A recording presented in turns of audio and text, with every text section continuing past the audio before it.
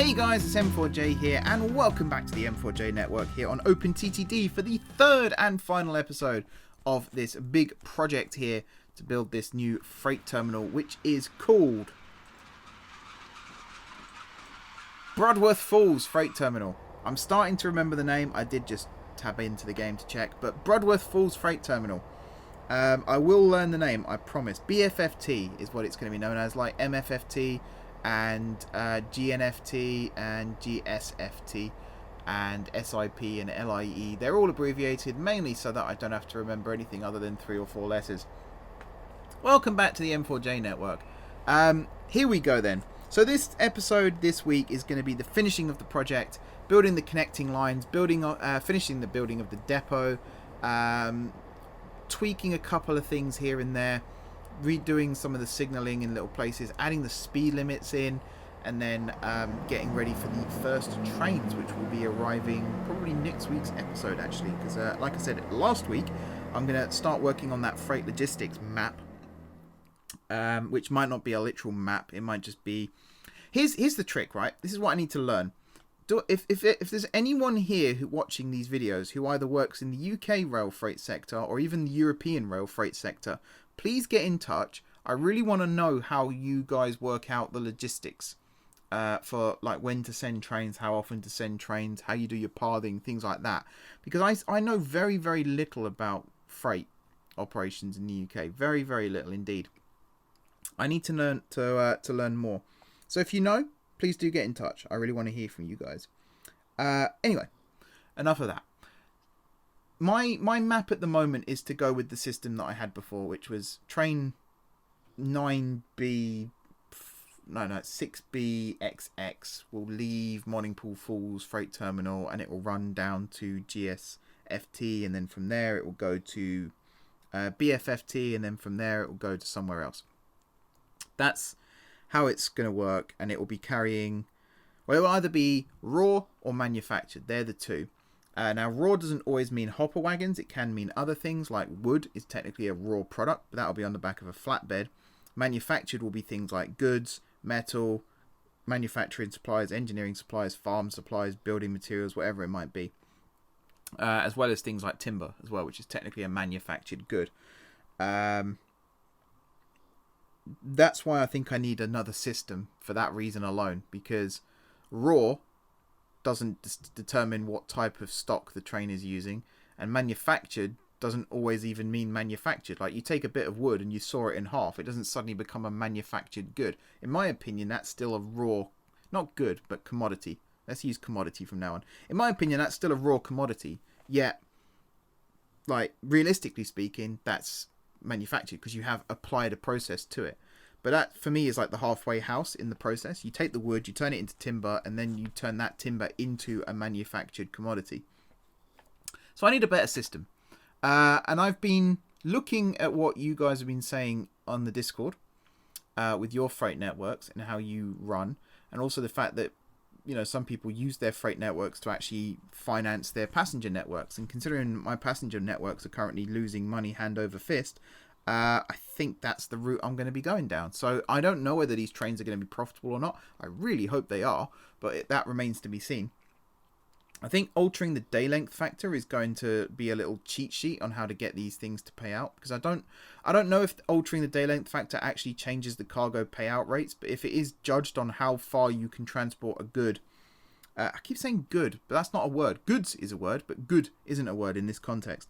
How far you can transport a cargo in how far you can transport it in X amount of time determines how much you're paid. That's how the economy of the game works. So if the day length factor doesn't change the cargo payout rates, then I could be earning an absolute ton of money here just by transporting these goods across the map.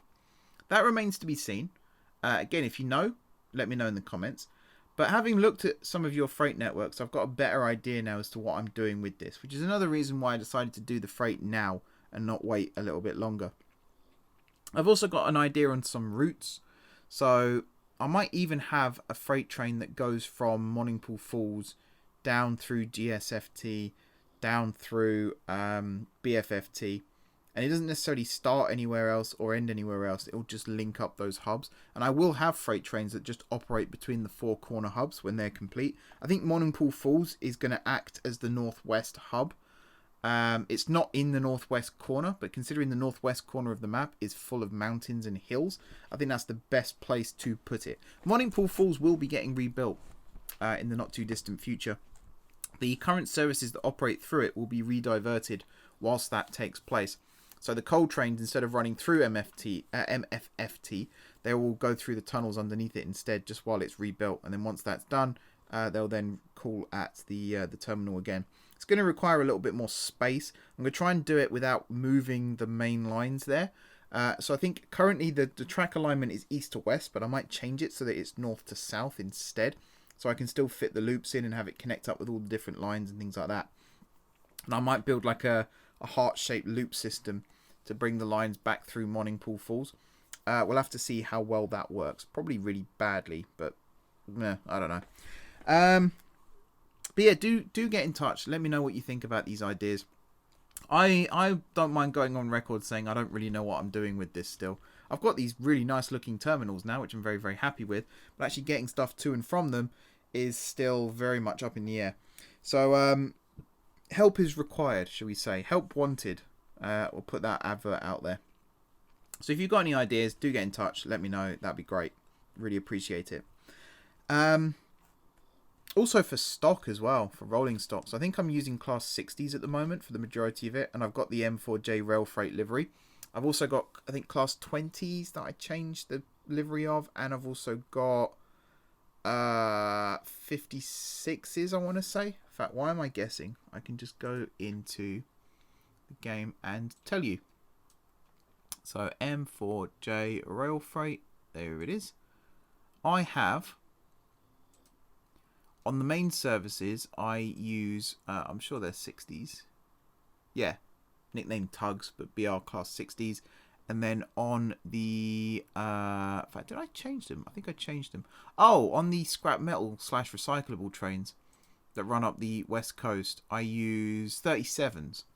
Now, what I might do moving forward is use 37s in pairs on some trains and then use 60s in other places. One of the issues I've got right now is trains are struggling to climb up hills. So I think it'll be a good idea to double up in particularly hilly routes, but also let the route dictate the traction. So if I've got quite a hilly route, then operate a train using pairs, which means sacrificing one wagon to have extra power. And then in relatively flat runs, so I think BFFT to Gardcity South is actually quite a flat run. There aren't that many inclines, particularly if you go up through Drentbourne and Denston. So I think it might be possible there to use single locos, but it's very much dependent. It also depends on what you're carrying. So coal hoppers are a lot heavier when full than scrap metal, or just metal flatbeds, really. So that also is a huge determining factor. And I'm sure there's lots of other factors along the way as well. So we'll see about those. But yeah, I'm rabbiting on again, but that's basically the plan, is to let lots of different factors dictate what trains I use, and hopefully it'll work out. Again, I'm not afraid to admit that I'll probably be changing things a lot as the system starts to develop, and I'll listen to feedback from you guys, and if you think something else is a better alternative, then of course I'll consider that instead. But we'll see how it goes. We will see how it goes. So on to the final bit of rail news for this episode, and probably also for this month. There might be some other conversation topics that come up. I'm planning on recording the video for next week's episode straight after this, but I'm not going to record the audio for another couple of weeks. So if there's any other news or anything that you guys want me to talk about in that video, feel free to comment down below now. But one of the things I want to talk about today is ScotRail. So I think a year or two ago now, the transition in Wales started for all of the Welsh railways to transfer over to Transport for Wales. And it was only this year, in fact, or late last year or early this year, around about that time, that it was officially tied up and made complete. So Transport for Wales now operates all of the rail in and around Wales that aren't operated by companies like GWR and Cross Country and things like that. It's state ownership, basically, and state operation.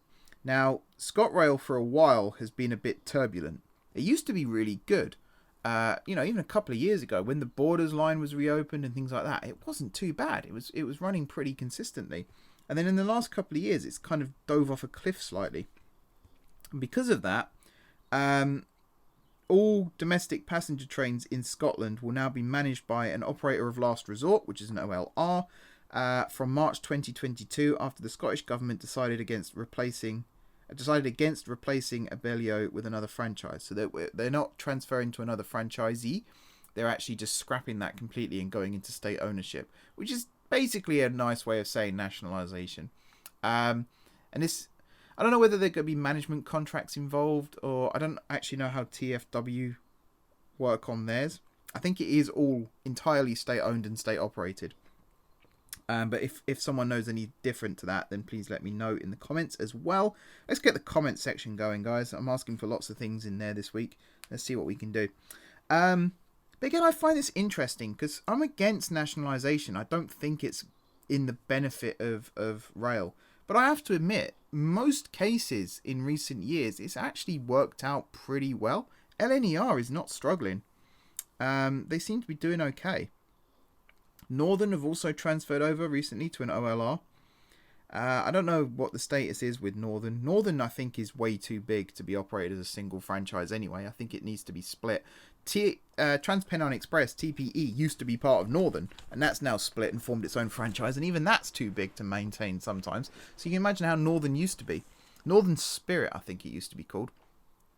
And there are other services that used to be part of Northern that have now split into other franchises as well. It's crazy to think that one company used to be responsible for all of that. You can kind of understand where problems started developing. But yeah, I'm interested to see how this plays out, because Scotland is far bigger than Wales in terms of rail.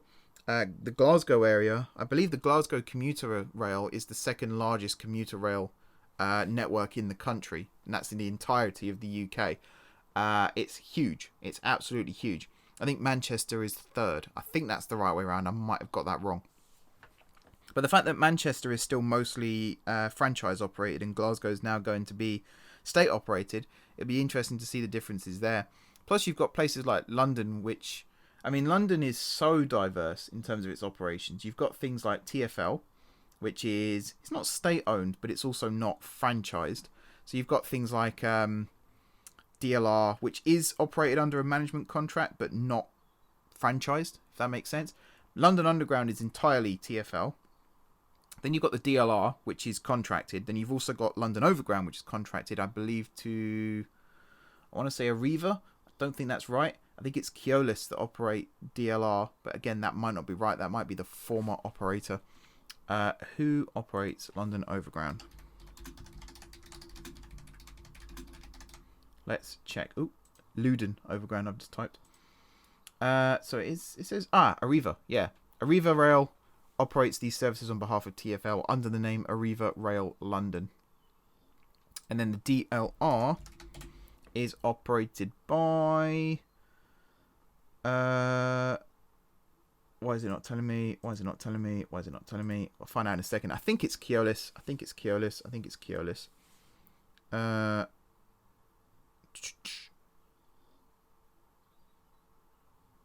Yeah, Keolis / Amy. I think I'm pronouncing that right. KEOLIS / AMEY. Two companies. They formed a consortium. And it actually expires in April this year, but I imagine that's been extended. I think it's been extended. I'm sure someone told me it being extended actually, but that could be wrong. Anyway, so again, very interesting in the way that those are done, and it was kind of a precursor for the new management contracts that are now being formed across the entirety of the UK network, where companies no longer take a huge financial risk by operating these railways. It's kind of like, in the theme park industry, this is quite a well-known thing. So Merlin Entertainment, who own parks like Thorpe Park, Alton Towers, Chesington, Legoland, there are other parks around the world that they just operate, they don't own. Likewise, Six Flags do a very similar thing. There are other companies that do that too. Disney, for example, do not own Tokyo Disneyland. They actually license the Disney brand to the Oriental Land Company, who own the park. And it works very, very well. You know, the Oriental Land Company are very good in coming up with ideas for the theme park, and they've got the Disney Imagineers to hand. And I think that's, if you know the theme park industry like I do, then you'll know why that's a good analogy. Because I think that is the future of the UK rail industry now, is TfL work very well in and around London. They have made some cock-ups with things like Crossrail, but they've proved that this management style can work.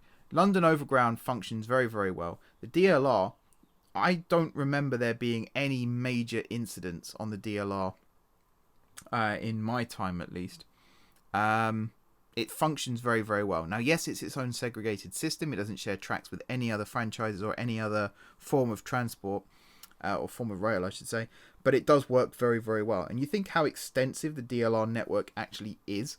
Very rarely do you see huge delays. There are delays still, don't get me wrong, and there are sometimes cancellations, and there are, you know, unforeseen circumstances that happen. But it's very, very well run. And then you look at things like LNER is a good example of long distance sort of running well. There are lots and lots of cancellations on the east coast though, but that's mainly because when you've got a railway line that's 400 miles long, to have the entire 400 miles available without any faults whatsoever is almost impossible. So there will always be something going wrong. But I do think this idea of some form of government department will run the railways or own the railways, maintain the railways, not necessarily Network Rail, not even the Department for Transport. I actually think there should almost be their own department, the Department for Rail, and that then will award management contracts to different companies who want to bid for the rights to run these franchises, as they're currently called. Low risk. Instead of them paying for the rights to run these franchises, they should be paid to run these franchises. So, much like if you own a piece of gardening equipment that you don't necessarily know how to use, you'll hire someone to come in and mow your lawn for you or trim your trees, whatever it might be. You wouldn't kind of go out there and hack at it yourself, because that wouldn't work. You also wouldn't ask someone to come and do it for you and then ask them to pay you for the right. So I think it's a good way of attracting new investment into the rail industry. I actually think overall it will create more profit margins in the rail industry. I'm not convinced still about the investment from the government. So right now, most new trains are sourced through finance companies and the leasing companies. So this is something else that you might not know if you're not familiar with the rail industry. But when the Nova trains were announced, let's say from TransPennine Express. TransPennine Express do not own any of their train sets. They lease them off a leasing company. They order the new trains via this leasing company and also through a financing company. So I know HSBC Rail used to be a thing. Do they exist now? I think they became, was it Eversholt they became, or I'm trying to remember the history. But they themselves would finance the trains through some kind of loan on behalf of the operator, who will then lease the trains and then operate them on behalf of the Department of Transport, and then they will take their fees and whatnot. It's a really messy scenario, and I can see why they're trying to simplify it for sure. And again, I might not have all my facts right here. If you know it better than I do, then feel free to put me straight here. But this new system would basically take out quite a few middlemen and have it that the government will now be responsible, or the operators will now be responsible for acquiring new rolling stock, refurbishing existing rolling stock, recycling old rolling stock, all that kind of thing. And they're paying a company to come in and run it for them. I think that's a better solution. I think that's a much, much better solution. Very, very interested in seeing how it pans out. I'm holding my breath on it in many ways. I don't want it to fail, but I'm also not that convinced still that it will succeed. But yeah, going back to Scotland, I think it's going to be interesting to see how that works out now. One thing I've noticed about these things though is, like, the government took over LNER just after most of the mishaps were being resolved. So Network Rail was still completing the East Coast mainline upgrades just as LNER started to properly ease in. Was at the time where the Azumas were ready to be introduced. And I don't think that's a coincidence. I don't think that's a coincidence. Likewise, in Scotland, there were a lot of incidents with like the windscreens on the new Hitachi trains reflecting light in a way that you couldn't necessarily see what colour the signal was, or you couldn't even see the signal in some cases.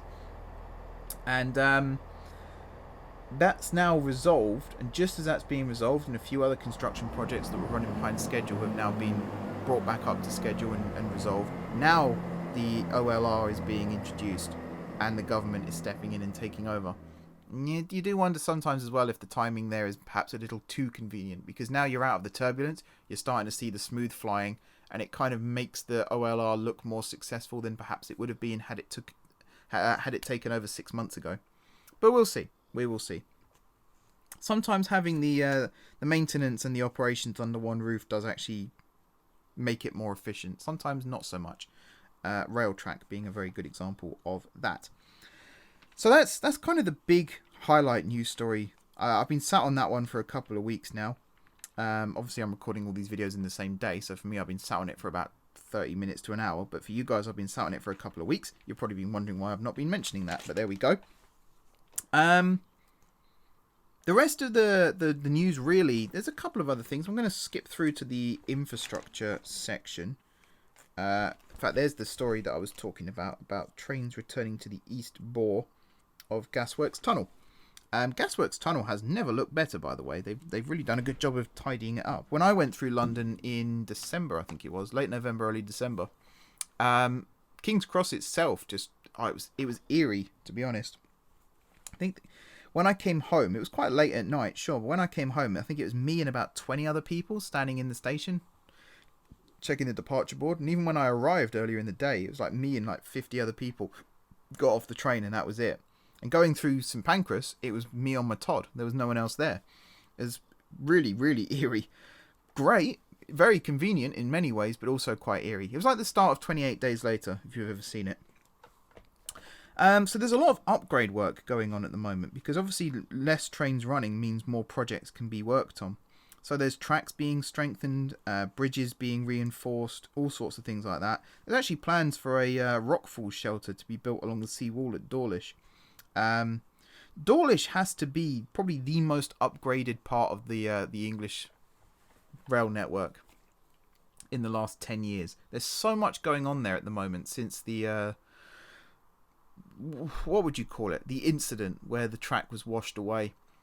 Oh God, what year was that now? That was like 10 years ago, wasn't it? Something like that. Feels like a really long time ago. It probably isn't. It's probably like 5 or 6 years ago, but very, very long time ago now, in many ways. And yeah, they're now rebuilding a lot of the sea wall. They're building new sea defences, flood defences, all kinds of things.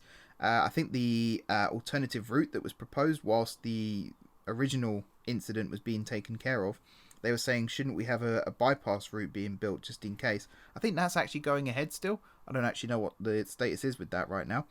But now they're talking about building this rockfall shelter as well. For those of you who don't know what that is, if you see videos of the trains in Switzerland running along the mountain pass, they go under that, like, it's not really a tunnel, but it is a tunnel where you can see out across the valley still, and it's like a concrete structure built over the rail with pillars every so often. That's a rockfall shelter. It's to prevent against landslides and rockfall on the track. Sometimes in places like Switzerland, it's also used for avalanches and snow.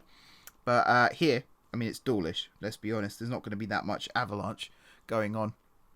But it's mainly for landslides and rockfalls and things like that. I think it looks all right. The fact that they're making it not just a tunnel, but an actual shelter, which means you can still see out across the sea, I think that's pretty good as well. And yeah, we'll see how that goes. I think projects like that, they're kind of, you can tell they're quite low on the priorities list, but because of the current situation, they've been brought up the list more because there's now the opportunity to actually get these things done. I don't think it actually puts a time frame on this, whether it's actually going to be built this year or whether it's just being proposed right now. But there's a few other projects around. One that I was very interested in, actually, which this might sound quite dorky and nerdy, but in Cardiff, they're currently electrifying the Great Western Main Line between Cardiff and London. It's also being used for the Cardiff Metro project and things like that. But there was a bridge in Cardiff called Intersection Bridge. I was just trying to find the name. Currently, it was too low to meet the current safety regulations for overhead electrified lines. So there's a safety envelope that has to be achieved when you're wiring up under bridges, and it's to make sure that, you know, people on the bridge don't get electrocuted, and also that the trains can operate safely at high speeds without damaging the bridge, the wiring, the pantograph, or the train itself. This bridge was due to be demolished as part of the electrification because of this, but they've come up with an alternative, which I think is really, really clever. They've painted the underside of the bridge using insulation paint, which is designed to stop the flow of electricity from the structure to the wiring. And because of this, they've been able to reduce the gap from the bridge itself to the wires by 20mm, and from the wires to the trains by 70mm, which means they've saved almost, I mean, that's 2 centimeters. They've saved almost 10 centimeters, which might not sound like a lot, but when you're working in tight tolerances and you are literally working to like 0.01mm, that's a huge amount that they've saved there. They're also estimating that up to £100 million can be saved on future electrification projects because of this. 30% of electrification project costs are soaked up by the need to modify or replace structures to safely accommodate overhead electrification equipment. I nearly ran out of breath then. That was quite a marathon sentence. But yeah, this is big news in many regards, because one of the big factors that's stopping electrification from happening in more places is the cost. And that's why the Midland Mainline electrification scheme was pulled back to, I think it's Corby it goes up to now. It's also why the Great Western project was cancelled originally and then brought back due to public pressure. Plus other lines in around the country have been cancelled for this reason as well. It's all to do with cost. It's all to do with upgrading existing infrastructure. It's not just as simple as plonking down some poles and attaching some wires to them. Sometimes you have to get really in depth with moving bridges, deepening tunnels, things like that, moving track up and down. And this could save on that. So tunnels, for example, probably won't need this because most tunnels are masonry or brickwork, or concrete even these days. And most modern tunnels will have, is it aluminium rods? Is it rods? Rod's the right word, would you say? It's not wires anyway. It's like a... I'm going to say rod. Just say rod. I'll probably think of the right word in a minute. But you look at like the RER in Paris, and I think Crossrail does use this in some places. They have like a metal strip, like a bar, metal bar, that's probably a better word, metal bar that runs across the roof of the tunnel, and the pantograph attaches to that instead of the wires. And it's mainly to stop this clearance issue. You can make your tunnels a little bit tighter and not have to worry about the cost of, extending the size of your tunnel. And the fact that we're now being able to do this with bridges as well, it's kind of sad that there are bridges in the past that have been demolished that perhaps could have been saved were this technology to be created sooner. But it's good that this bridge in particular has been allowed to stay. It sounds like a relatively historic structure of some kind. But it's a cost saver, and it's also a logistics saver. Projects can now be completed quicker, cheaper, more efficient. Sounds like a no-brainer. I don't know how difficult this paint is to produce necessarily, or whether it's completely a solution to the problem, because the one thing I thought of when I first read this story is, what happens if some of the paintwork comes off? Does this bridge suddenly become electrified to 25,000 kilovolts, or is there some kind of contingency? Did I say 25,000 kilovolts? No, 25,000 volts, I meant to say. 25 kilovolts. Does this bridge suddenly become electrified anyway? That's the point I was trying to make. Or is there some kind of contingency built in still? Bearing in mind that, I don't know what the envelope is still for the gap between the wire and the bridge, but it's been reduced by 20mm now, which suggests arcing could become a thing. And imagine if this wire suddenly starts arcing with the bridge. That's not going to end well for anyone walking across it. And I've heard stories in the past of people not walking across bridges as such, but people who've ended up coming into contact with wires that they had no intention of coming into contact with, and it very rarely ends well. So hopefully that's not going to be an issue.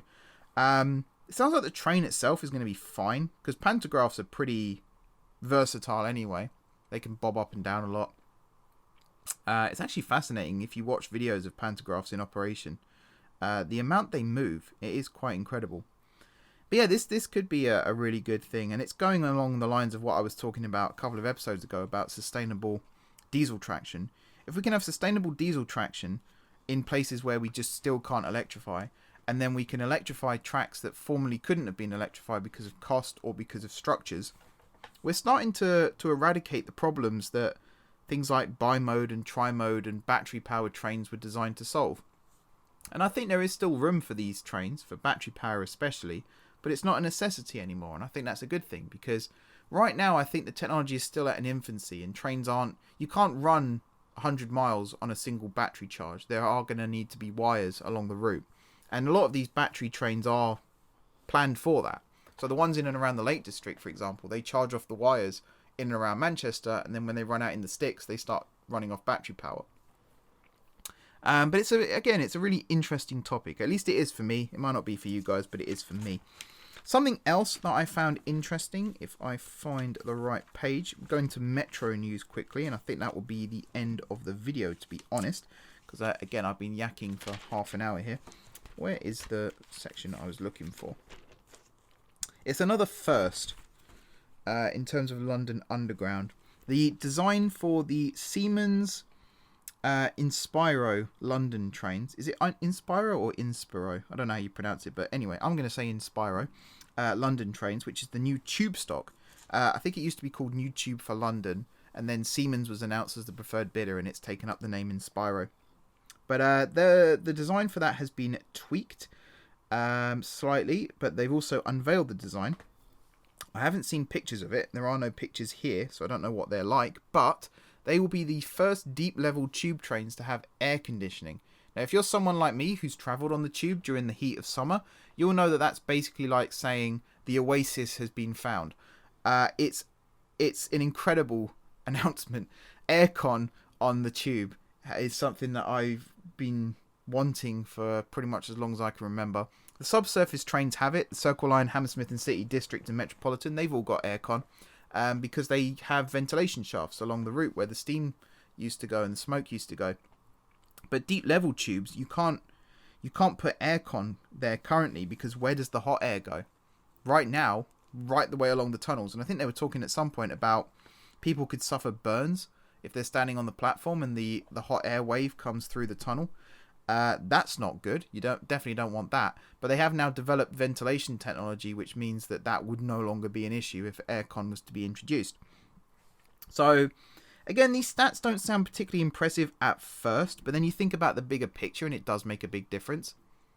So, right now, 10% more passenger capacity.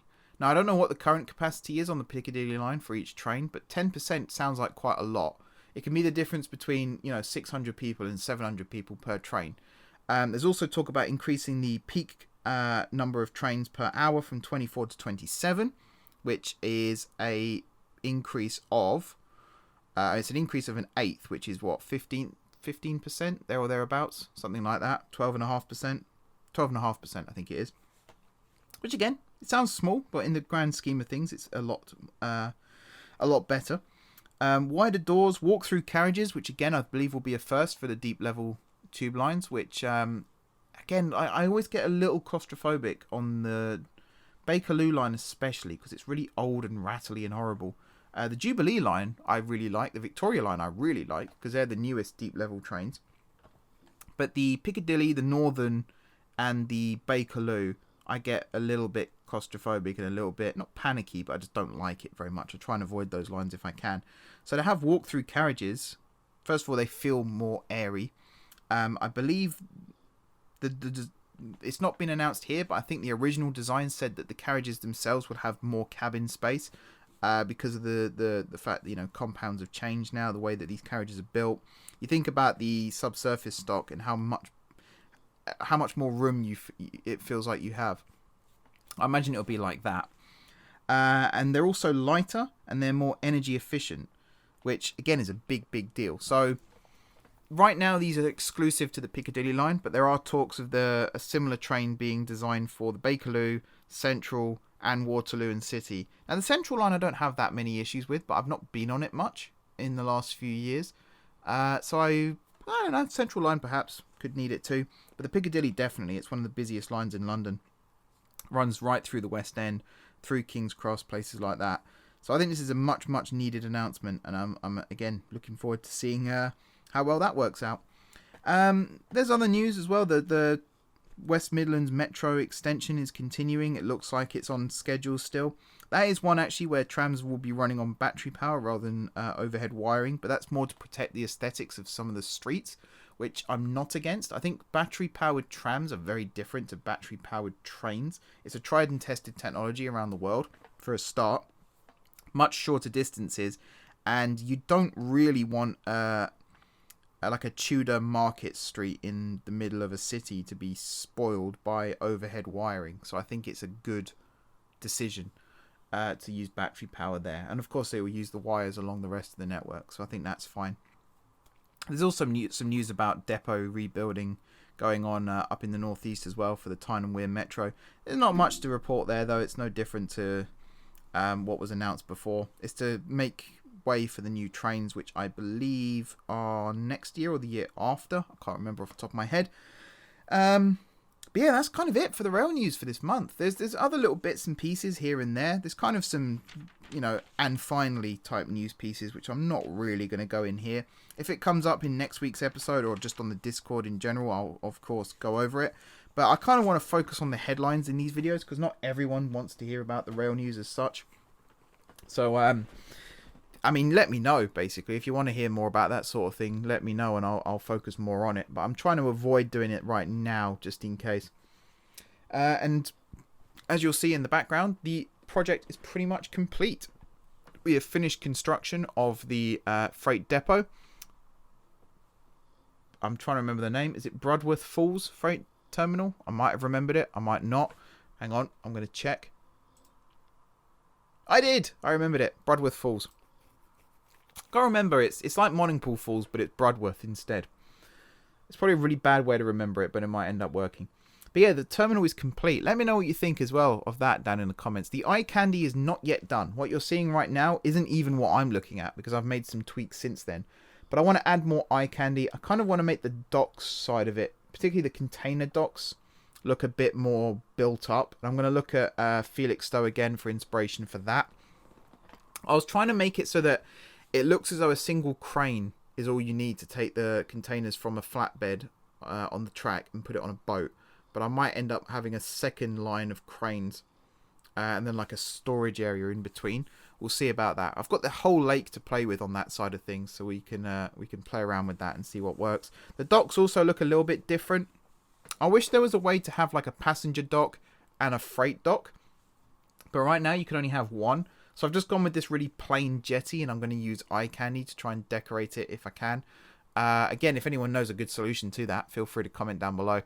I've had a lot of call to arms over the last 3 weeks with asking you guys for comments. I really want to get the comment section alive and buzzing because it's been a bit dead recently. And I kind of feel like I'm talking to myself. So feel free to comment down below, even if you just want to talk about rail and things like that. Please do get in touch. It's always very much appreciated. But yeah, that does it for this project. This project is the start of many projects to do with rail freight on the network. Got lots of ideas for new terminals. I've already come up with ideas for Monningpool Falls, as I was saying before, changing the track alignment being one of them. And we'll see where we go with that. I am going to go now and record the first test of the freight trains running into Brudworth Falls Freight Terminal. I remembered the name again. Score 1.